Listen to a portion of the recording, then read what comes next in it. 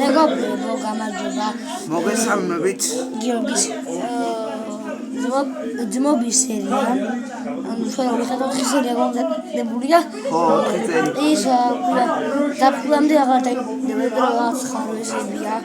ისინი აღარ ყავს რა ქვია. გამომწერები. პერსონაჟები ნახევიც აღარ არის მოგიტო.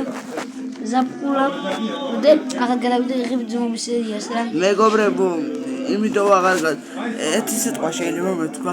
მეგობრებო, იმიტომ აღარ გადავიღებთ რომ ძმობის სერიას, აი მეოთხე სერიაზე შოთიკო დამომატეთ, ხო როგორც მახსოვს?